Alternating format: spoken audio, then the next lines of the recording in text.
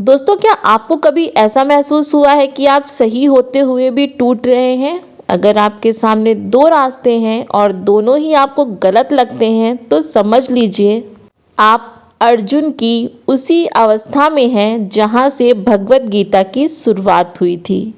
कुरुक्षेत्र सिर्फ एक युद्ध भूमि नहीं थी, वह हर इंसान के जीवन का प्रतीक है।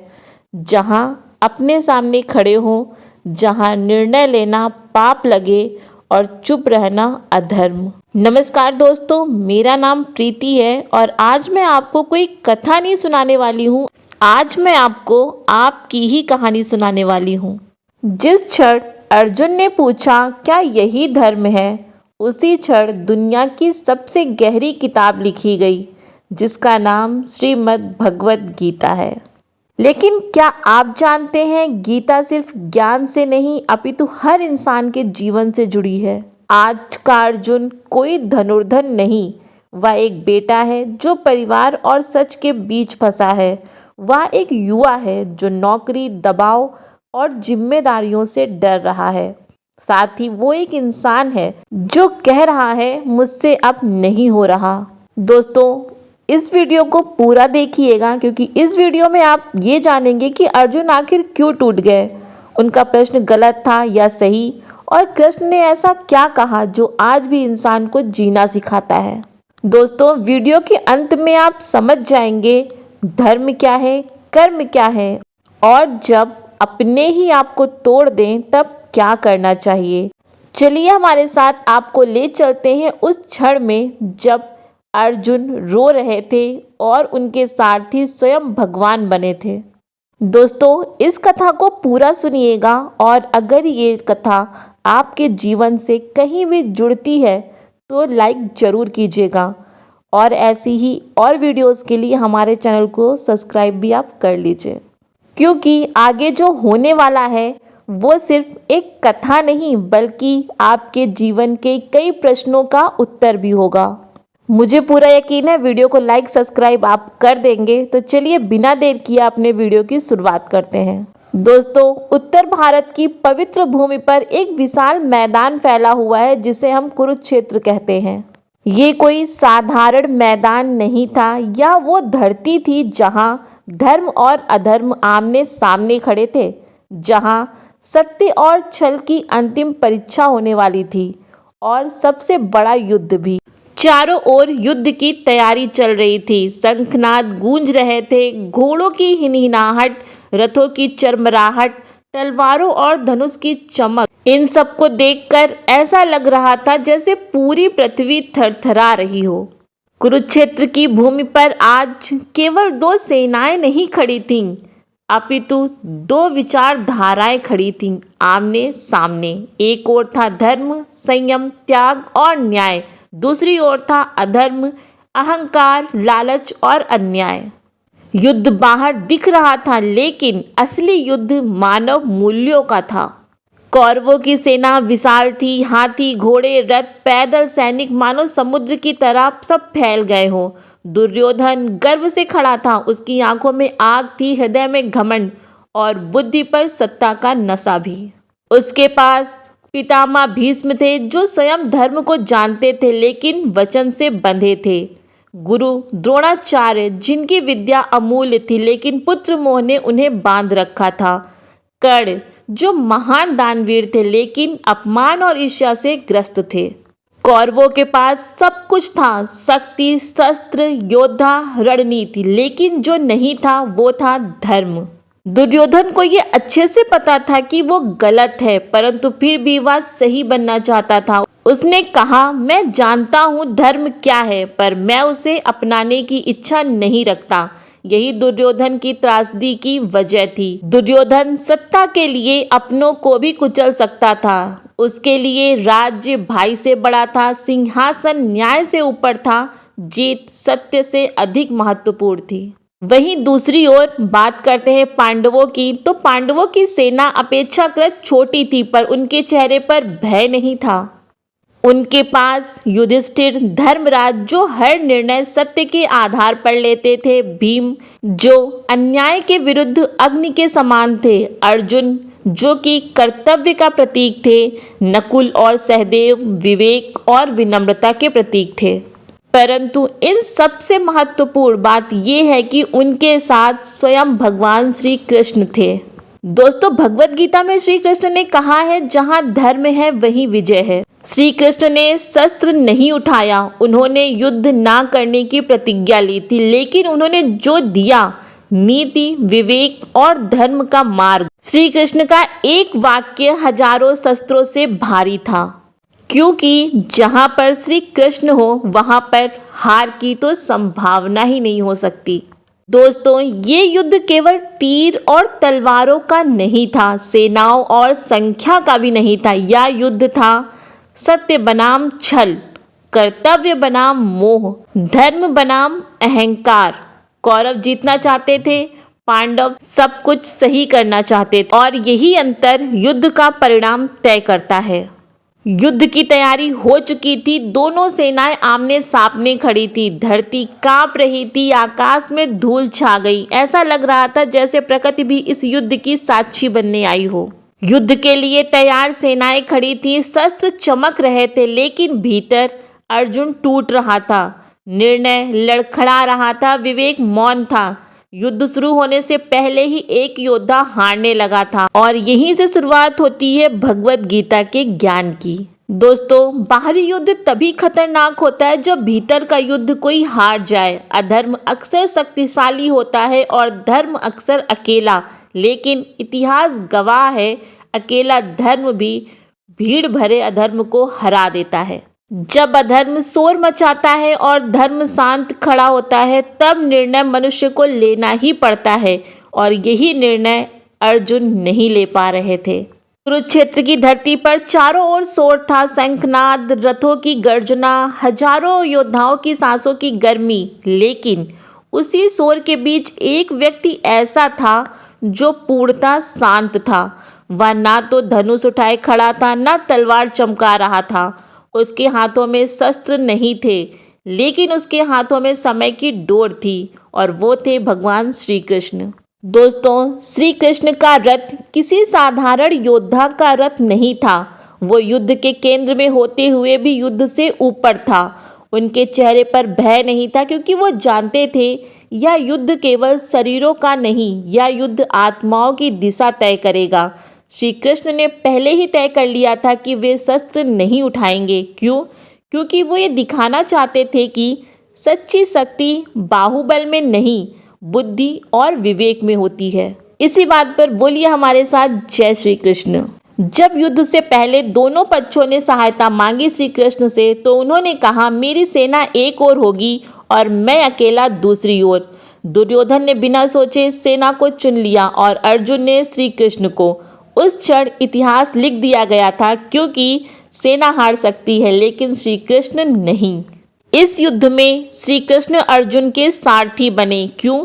क्योंकि जो मार्ग दिखाता है वही सच्चा राजा होता है। सारथी बनकर उन्होंने सिखाया कि बड़ा बनने के लिए ऊंचे पद की आवश्यकता नहीं होती है, सेवा में भी ईश्वरत्व है, और विनम्रता सबसे बड़ा शस्त्र। जब अर्जुन का रथ दोनों सेनाओं के बीच पहुंचा, तो वह केवल रथ नहीं था, वह मानव जीवन था, और श्री कृष्ण स्वयं उसे चला रहे थे। अर्जुन का मन अस्थिर था। श्री कृष्ण जानते थे, अगर आज अर्जुन टूट गए तो आने वाली पीढ़ियां कमजोर हो जाएंगी।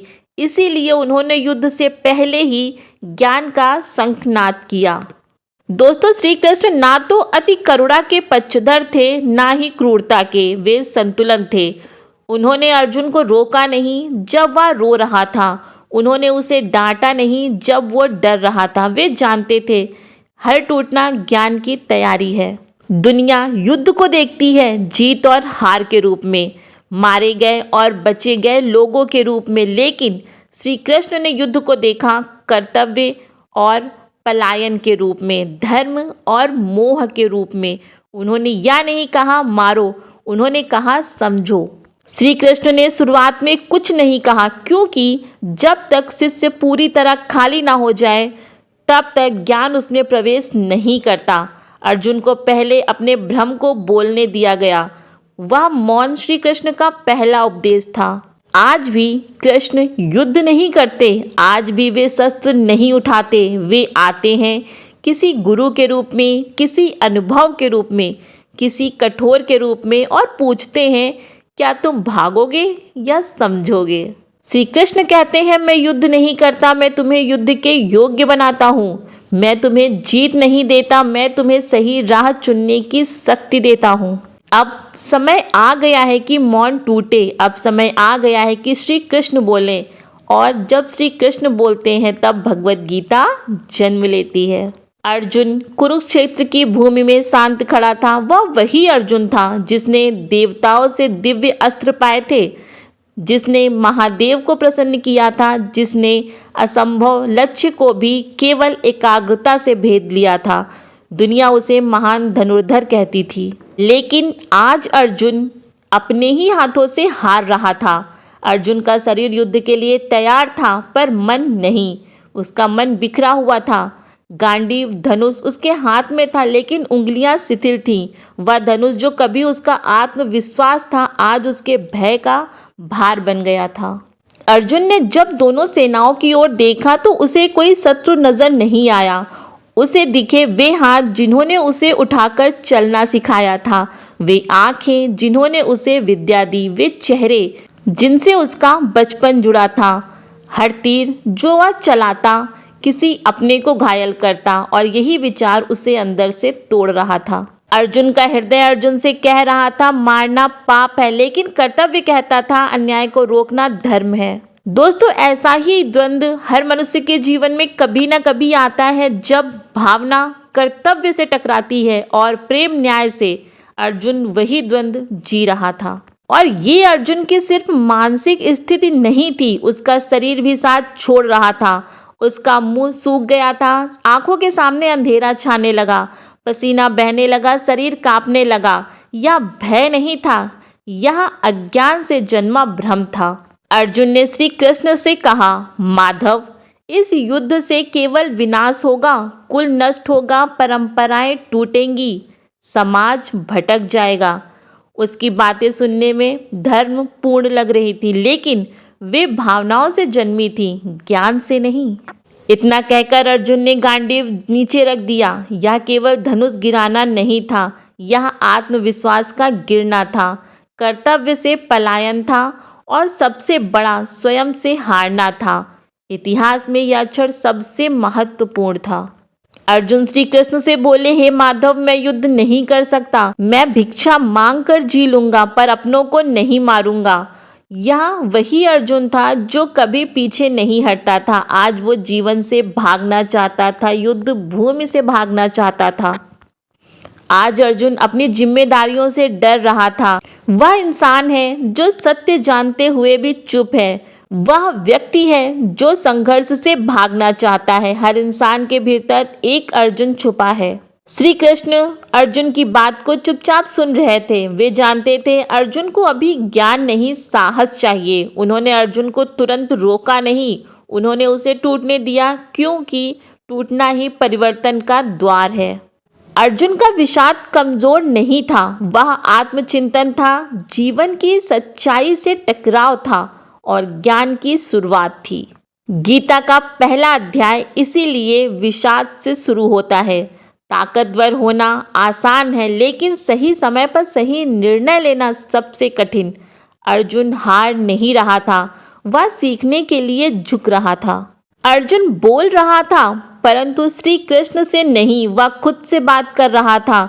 यदि कुल का नाश होगा तो धर्म कैसे बचेगा? यदि अपनों को मारूंगा तो राज्य किस काम का? उसके तर्क सुनने में महान थे, लेकिन वो भय से जन्मे थे। विषाद अब केवल मन तक सीमित नहीं था। अर्जुन का शरीर उसका मन स्थित का प्रतिबिंब बन गया था। धनुष हाथ से फिसलने लगा, त्वचा जलने लगी, उसका शरीर पूरी तरह से कमजोर हो चुका था। अर्जुन पुनः श्री कृष्ण से बोले, हे कृष्ण, मेरा मन भ्रमित है, मैं यह नहीं जानता कि मेरे लिए क्या सही है। मैं आपका शिष्य हूँ, मुझे मार्ग दिखाइए। अब अर्जुन योद्धा नहीं था, भगवान श्री कृष्ण का शिष्य बन गया था। श्री कृष्ण ने कुछ नहीं कहा, लेकिन उनकी आंखों में एक आश्वासन था कि अब तुम तैयार हो। क्योंकि ज्ञान केवल उसी को मिलता है जो स्वयं को खाली कर देता है। अर्जुन श्री कृष्ण से कहने लगे, अगर मैं विजेता भी बन गया और मैं जीत गया तो भी मैं जीवित रहकर प्रतिदिन मरता रहूंगा। यह युद्ध अब कौरव और पांडव का नहीं था, यह युद्ध था कर्तव्य और करुणा के बीच, धर्म और मोह के बीच, योद्धा और एक मनुष्य के बीच। अब अर्जुन ने श्री कृष्ण से एक प्रश्न किया कि हे माधव, यदि अपनों को मारना धर्म है तो अधर्म क्या है? उन्होंने कहा, यदि हिंसा से ही न्याय मिलता है तो अन्याय किसे कहते हैं? अर्जुन का सिर झुक गया। मैं युद्ध नहीं चाहता क्योंकि मुझे भय है, और ये भय मुझे मृत्यु का नहीं है, मुझे भय है पाप का कि मेरे हाथों से ये पाप होगा। वो बोले, हे केशव, मैं अपनों को मार कर अधर्मी नहीं बन सकता। इतना कहकर वो श्री कृष्ण के सामने घुटनों के बल बैठ जाते हैं और तभी एक सारथी गुरु बनता है। एक युद्ध जीवन का पाठ बन जाता है और धर्म की परिभाषा बदलने वाली भगवत गीता जन्म लेती है। श्री कृष्ण ने अब अर्जुन से कहा, अर्जुन, धर्म कर्म से नहीं भावना से तय होता है और तुम्हारी भावना शुद्ध है। श्री कृष्ण ने कहा, अर्जुन, तुम्हें शोक हो रहा है कि तुम अपनों को मारोगे। तुम शरीर को देख रहे हो पर मैं तुम्हें आत्मा दिखाऊंगा। उन्होंने कहा, अर्जुन, तुम्हारा दुख इसलिए नहीं है कि तुम कमजोर हो रहे हो, तुम्हारा दुख इसलिए है कि तुम सत्य को अधूरा देख रहे हो। धर्म किसी को मारने से तय नहीं होता, धर्म तय होता है उस भावना से जिससे तुम कर्म करते हो। श्री कृष्ण ने कहा, अर्जुन, अब सुनो, जो मैं तुम्हें बताने जा रहा हूँ उसे समझ लिया तो तुम्हारा डर हमेशा के लिए समाप्त हो जाएगा। श्री कृष्ण की बात सुनकर अर्जुन मौन हो गए और तभी श्री कृष्ण ने आत्मा का रहस्य खोलना शुरू किया। दोस्तों, इस वीडियो के पार्ट 2 में जानिए आत्मा क्या है, कर्म क्या है और बिना डर के जीना किसे कहते हैं और बिना डर के कैसे जिया जाए। साथ ही हम पार्ट 2 में ये भी जानेंगे कि आत्मा अमर क्यों है, कर्म का बंधन कैसे टूटता है और जीवन का भय कैसे समाप्त होता है। दोस्तों, इस पार्ट में हमने जाना कि असली युद्ध कुरुक्षेत्र में नहीं बल्कि अर्जुन के भीतर चल रहा था। अगर अर्जुन का यह द्वंद्व आपके मन को भी कहीं छू गया हो तो इस वीडियो को एक छोटा सा लाइक देकर अपना भाव जरूर प्रकट करें। और अगर आपको लगता है कि ये कथा किसी और के जीवन में भी प्रश्न जगा सकती है तो इस वीडियो को अपने मित्रों और परिवार के साथ साझा जरूर करें। दोस्तों, भगवत गीता सिर्फ एक ग्रंथ नहीं है, यह जीवन को समझने की यात्रा है। इस पूरी यात्रा का हिस्सा बनने के लिए हमारे चैनल को सब्सक्राइब करें और बेल आइकन को दबाना ना भूलें। तो आप पार्ट 2 जरूर देखिएगा क्योंकि वहीं से गीता का वास्तविक ज्ञान शुरू होगा। जय श्री कृष्ण। मिलते हैं पार्ट 2 में।